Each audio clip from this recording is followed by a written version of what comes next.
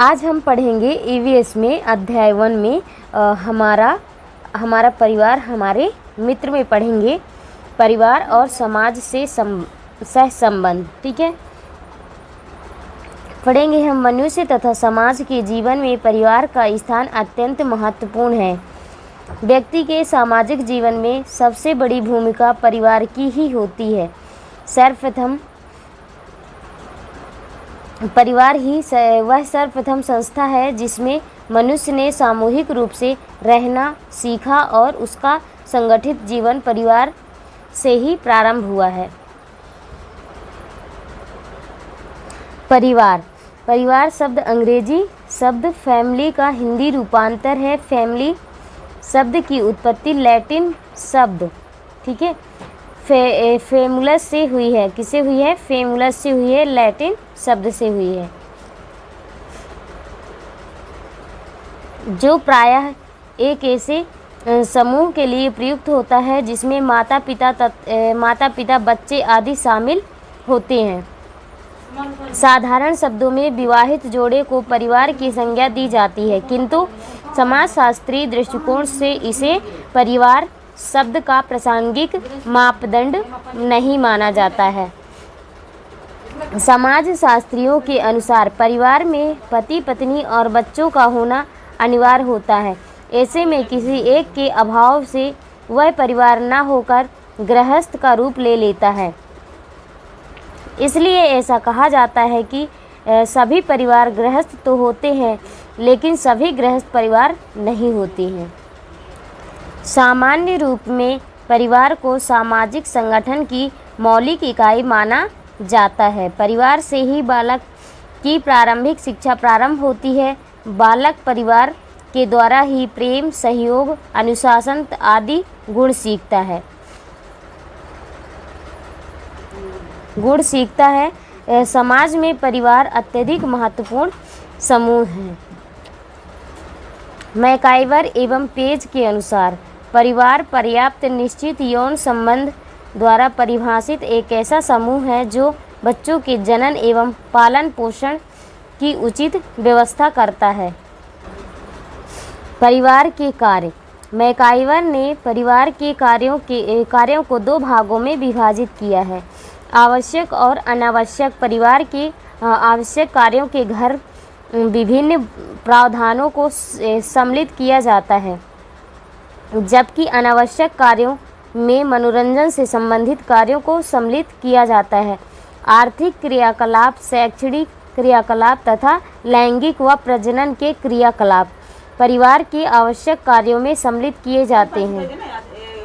आगवर्न और निम्नकाफ ने पारिवारिक कार्यों को 6 वर्गों में विभाजित किया है।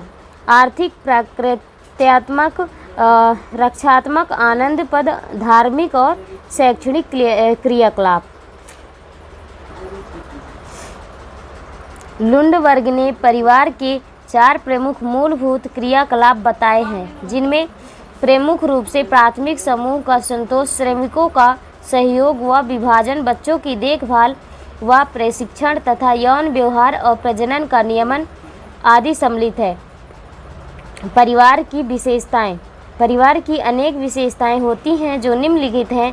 वंशानुगत संबंध। पारिवारिक सदस्यों के बीच वंशानुगत संबंध होते हैं तथा कुछ विशिष्ट गुण एक पीढ़ी से दूसरी पीढ़ी को प्राप्त होते हैं। जो उसमें विशिष्ट गुण होते हैं वो क्या करते हैं, एक पीढ़ी से दूसरी पीढ़ी को प्राप्त होते हैं। सामाजिक संस्था। अब ये परिवार की विशेषताएं क्या क्या है? वंशानुगत संबंध। सामाजिक संस्था। सामाजिक संस्था के अंतर्गत आता है परिवार सामाजिक संस्था की मौलिक इकाई के रूप में कार्य करता है। तो परिवार किस तरह का कार्य करता है? एक मौलिक इकाई के रूप में कार्य करता है। आर्थिक व्यवस्था। पारिवारिक सदस्य अपने सभी सदस्यों की आर्थिक स्थिति को बेहतर करने के लिए वित्त की व्यवस्था करते हैं।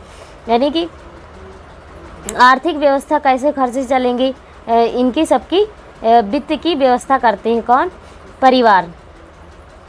वैवाहिक अनिवार्यता। परिवार में संतानोत्पत्ति एवं विवाह की अनिवार्यता होती है। क्या होता है? परिवार में संतान की उत्पत्ति करना और विवाह करने की अनिवार्यता होती है। वैवाहिक संबंध परिवार के वंश की वृद्धि के लिए उत्तरदायी होता है। वैवाहिक संबंध क्या होता है? परिवार के अंश की वृद्धि के लिए उत्तरदायी होता है, यानी अंश बढ़ाने के लिए उत्तरदायी होता है। सामाजिक सुरक्षा की मूलभूत इकाई पारिवारिक अंग के रूप में सभी सदस्य सुरक्षित महसूस करते हैं, जो उनके विकास के लिए महत्वपूर्ण है। परिवार का वर्गीकरण। सामान्य रूप से परिवार दो वर्ग होते हैं।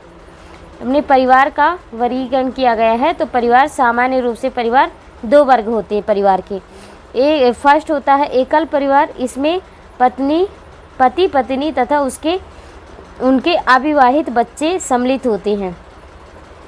ऐसे परिवार बढ़ती महंगाई और जनसंख्या के कारण अधिक प्रचलित हो रहे हैं। ऐसे परिवार में कुरीतियों एवं आलस्य का अभाव रहता है।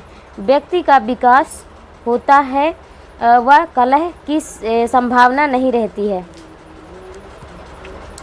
व्यक्ति का विकास होता है और कलह की संभावना नहीं रहती। यह संयुक्त परिवार की एक लघु इकाई है। संयुक्त परिवार दूसरा हमारा है संयुक्त परिवार। ऐसे परिवार में माता पिता, पुत्र पुत्री, भाई बहन, पुत्र वधू एवं उनके बच्चे, दादा दादी, चाचा चाची आदि एक साथ संयुक्त रूप से घर में निवास करते हैं। इसमें आदर्श नागरिकों के गुणों का विकास होता है। सामाजिक सुरक्षा की भावना विकसित होती है। श्रम विभाजन की व्यापकता सुविधा रहती है। आलस्य का अभाव रहता है। भारतीय सामाजिक परिवेश में संयुक्त परिवार ही जीवन का आधार है। अब हम अगला देखते हैं परिवार के अन्य प्रकार। और परिवार के कौन कौन से प्रकार हो सकते हैं ये देख लेते हैं। परिवार के अन्य प्रकार निम्न हैं। मातृस्थान परिवार। यह परिवार का वह प्रकार है जिसमें विवाहित युगल स्त्री के परिवार के साथ निवास करते हैं। पितृस्थान परिवार। यह परिवार का वह प्रकार है जिसमें विवाहित युगल पुरुष के परिवार के साथ निवास करते हैं। वैवाहिक परिवार। यह एकल परिवार का ही रूप है। इसे संतान बढ़ाने वाला परिवार भी कहा जाता है। यह वह परिवार होता है जो एक के विवाह के बाद बनता है। समरक्त संबंधी परिवार। यह भी संयुक्त परिवार का ही एक स्वरूप है। इसको अभिविन्यास परिवार भी कहा जाता है। इसमें समान रक्त समूह के लोग सम्मिलित होते हैं, क्योंकि इनकी उत्पत्ति एक ही रक्त से होती है। संबंध। अब हम पढ़ेंगे संबंध में क्या क्या होता है। संबंध यानी रिलेशन वह बुनियाद होती है जिसमें दो या दो से अधिक व्यक्ति रक्त या विवाह और भावनाओं के आधार पर एक दूसरे से जुड़े होते हैं। बालक परिवार में सदस्यों एवं रिश्तेदारों से प्रत्यक्ष और परोक्ष रूप से आदर्शों, मूल्यों, रीति रिवाजों एवं विश्वासों आदि को धीरे धीरे सीखता है। बालक के सभी संबंधियों रिलेशंस का उसके व्यक्तित्व के विकास पर प्रभाव पड़ता है, किंतु परिवार के प्रमुख सदस्यों का उस पर गहरा प्रभाव पड़ता है। जैसे जैसे बालक बड़ा होता जाता है वैसे वैसे वह अपने माता पिता, भाई बहन तथा परिवार के अन्य सदस्यों के संपर्क में आते हुए प्रेम, सहानुभूति, सहनशीलता तथा सहयोग आदि अनेक सामाजिक गुणों को आत्मसात करने लगता है। यह आवश्यक नहीं है कि प्रत्येक बालक के परिवार में चाचा चाची, बुआ फूफा जैसे संबंधी विद्यमान हो।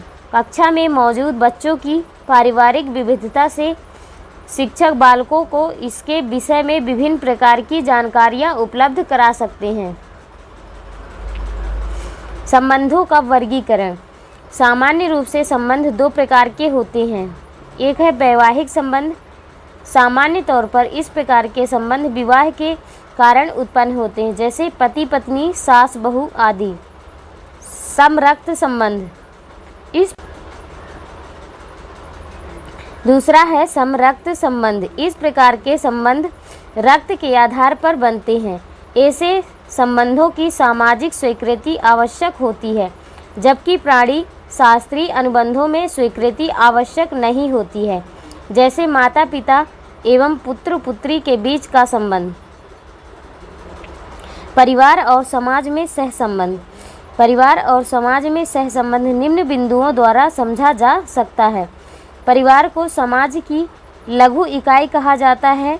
परिवार ही वह प्रासंगिक स्थान है जहाँ सर्वप्रथम बालक का समाजीकरण होता है। परिवार के बड़े लोगों का जैसा आचरण और व्यवहार होता है, बालक भी वैसा ही आचरण और व्यवहार करने का प्रयत्न करता है।